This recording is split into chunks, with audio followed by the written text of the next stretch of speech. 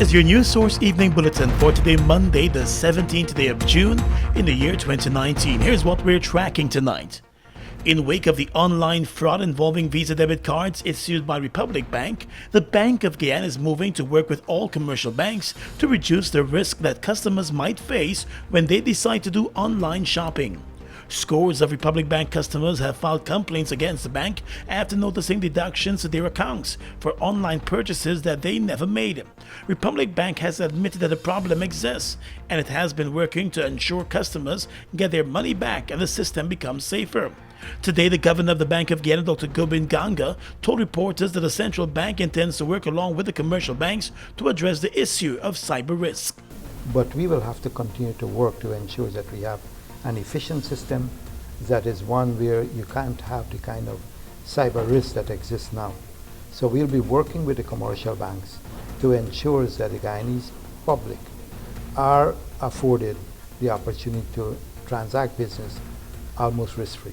Dr. Ganga said the central bank has been paying attention to the issues with Republic Bank, and he intends to meet with top management at Republic Bank on the issue.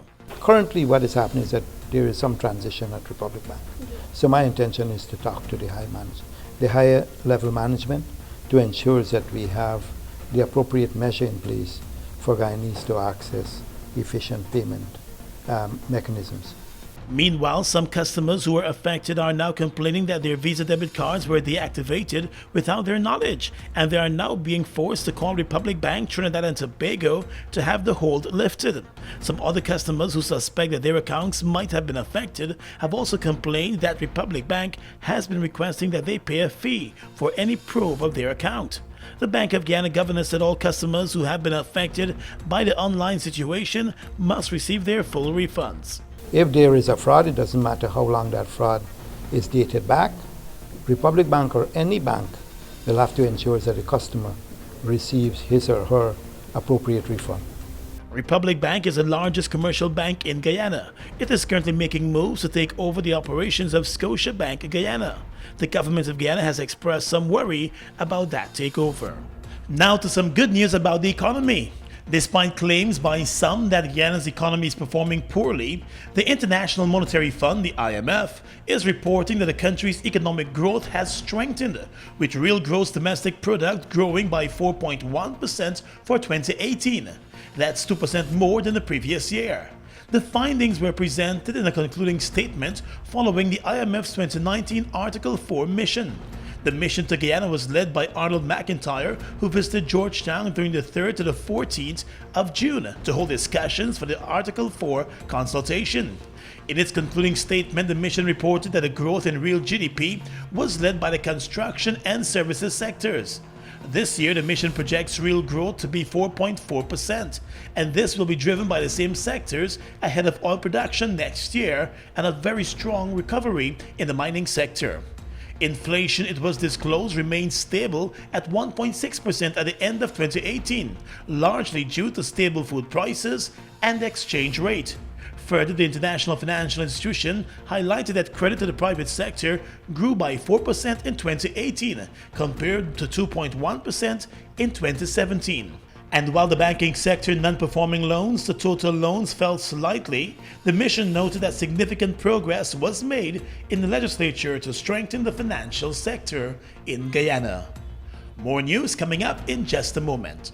Motor gasoline grades are determined by the octane rating of the fuel. The octane rating of a fuel is the standard measure of the performance of a motor gasoline. Guy Oil's Super 95 gasoline is a high-octane premium gasoline. Fuel up and drive with Super 95 from Guy Oil.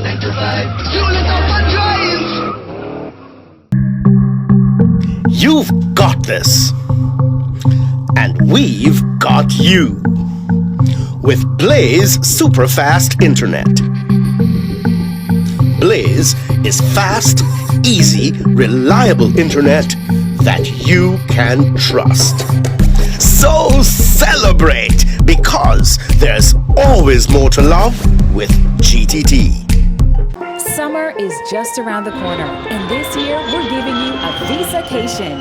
It's easy. Get your GBTI Visa card and travel to your dream summer destinations, or shop all you want online.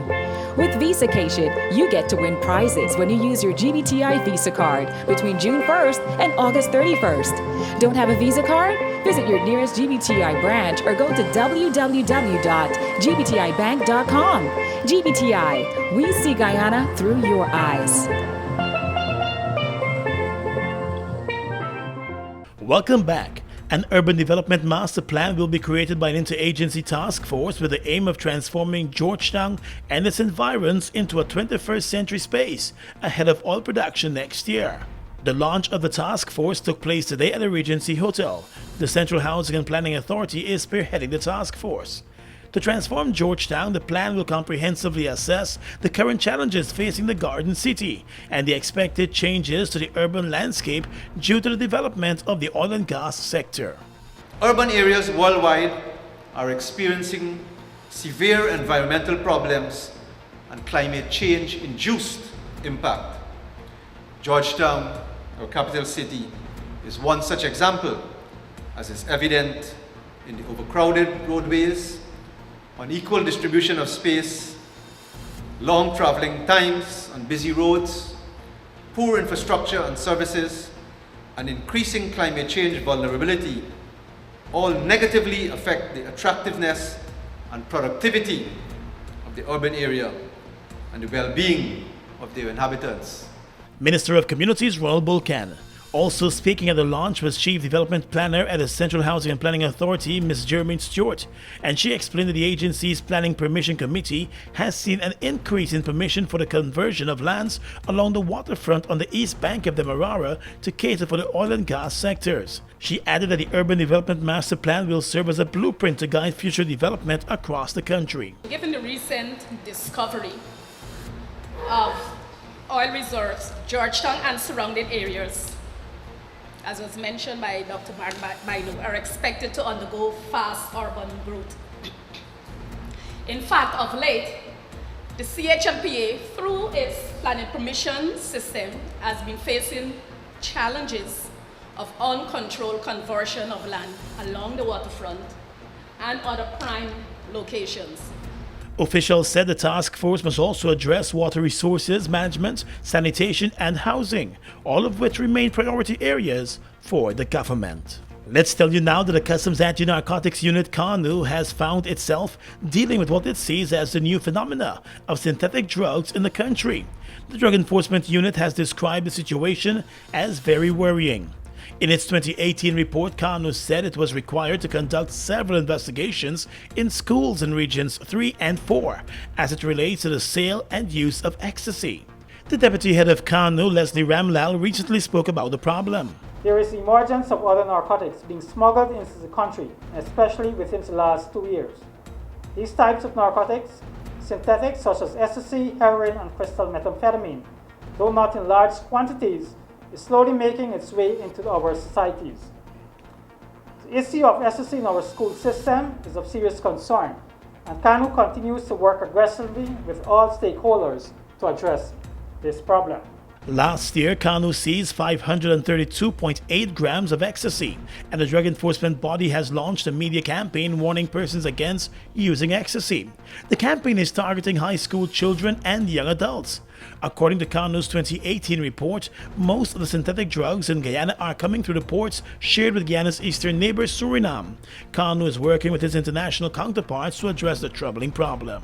And the Guyana Police Force has reported that a driver of a Route 72 minibus which plies the Georgetown-Mahdia route and 2 of his passengers were taken into custody on Sunday, following the discovery of 62 pounds of compressed marijuana in the spare wheels of the minibus.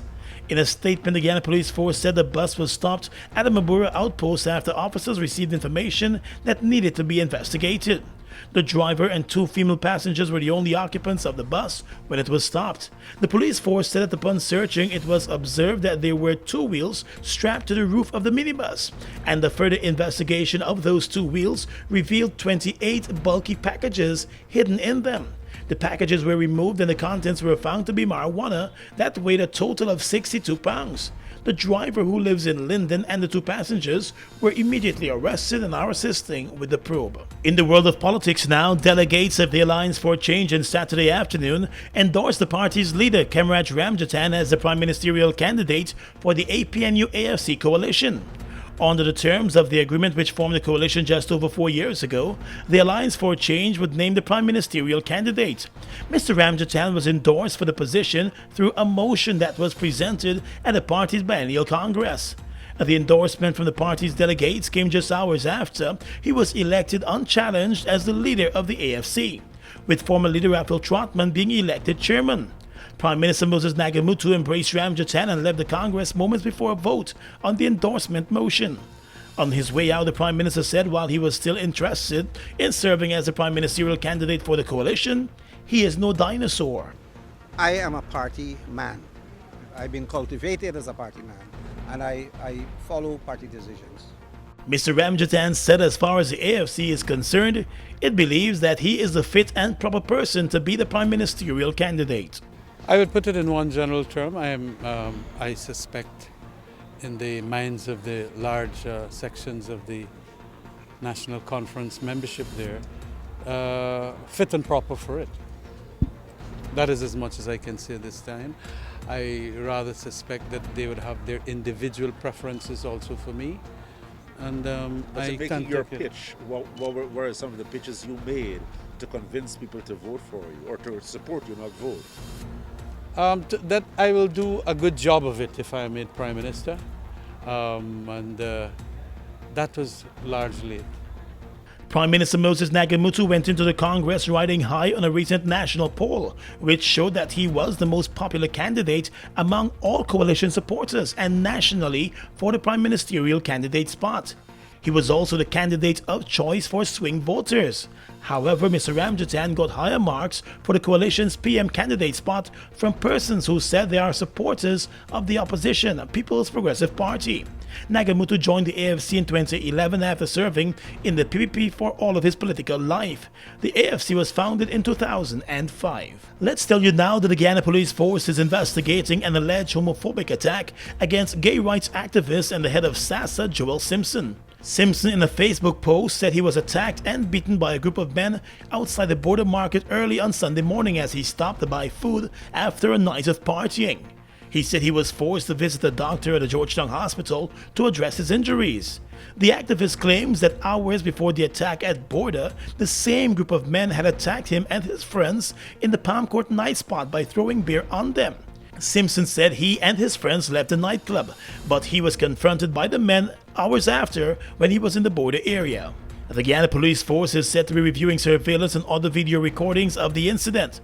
One of the 6 men suspected in the attack against Simpson is currently before the courts for an attack against a Trinidadian soca artist outside the same Palm Court night spot. Across the Region is coming up next. We are legions of men standing strong, but never too proud to stoop and help someone. We must send a clear signal to all. Do right, walk in upright ways, knowing that's what being a man is all about. And ever aware that things will only get worse when good men do nothing. Stand strong, be the one to live right.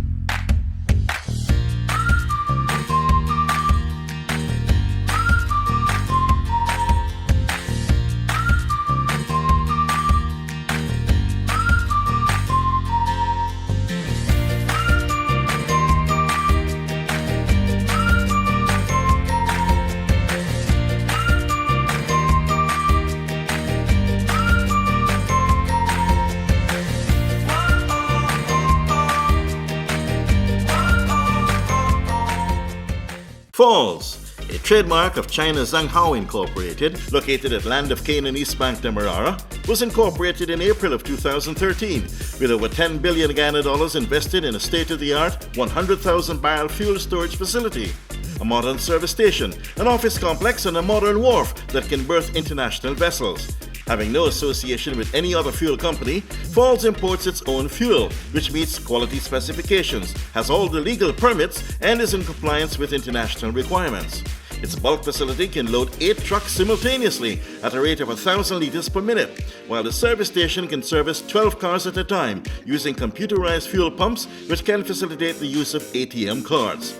Through its professional team of mostly Guyanese, Falls wholesales and retails fuels to the public, including farmers and miners, and will continue to positively contribute to Guyana by providing quality products, service, and attractive prices. Try Falls today for all your fuel needs. Across the region right now, here in South America, power has been restored to much of Argentina and Uruguay after a massive electrical failure left tens of millions of people in the dark. Argentine President Mauricio Macri has promised a full investigation. The media in Argentina said the power cut occurred just after 7 o'clock on Sunday morning, causing trains to be halted and failures with traffic signaling. The blackout was prompted by a failure in the electrical grid that serves both Argentina and Uruguay. The outage occurred as people in Argentina were preparing to go to the polls for local elections, delaying voting in several regional provinces. Parts of Paraguay and Chile were also affected, as state energy companies said. Officials have said that power has been restored to most of the population in Argentina. In Jamaica, the Prime Minister there, Andrew Holness, has rejected claims that his administration is moving to introduce same-sex marriage through the back door. He said his government is committed to preserving the institution of family as they understand it and as their parents understood it. Opposition Senator Lambert Brown, who was speaking in the Senate last Friday, charged that the Jamaican government is attempting to covertly introduce a legislation that could provide protection for same-sex marriages in Jamaica. Pointing to a clause in the trust bill, Brown challenged its definition of personal relationship and argued that it was unconstitutional, as the Constitution only recognizes marriages between one man and one woman. While not referencing Brown's comments directly, the Prime Minister vowed that he would not be distracted from his goal of reducing poverty, building the economy, and ultimately providing more jobs for the people of Jamaica. And finally tonight, international news. Egypt's former president Mohamed Morsi, who was ousted by the military in 2013, has died after fainting in a courtroom. A top figure in the now banned Islamist movement Muslim Brotherhood, Morsi collapsed in a cage after speaking at a hearing on charges of espionage. The 67-year-old Morsi had been in custody since being ousted following mass protests a year after he took office. Officials then launched a crackdown on his and the Muslim Brotherhood supporters. Morsi's hearing in the capital of Cairo was related to charges of espionage emanating from suspected contacts with the Palestinian Islamic group Hamas. He collapsed moments after addressing the court from a cage that some defendants are kept in during sessions.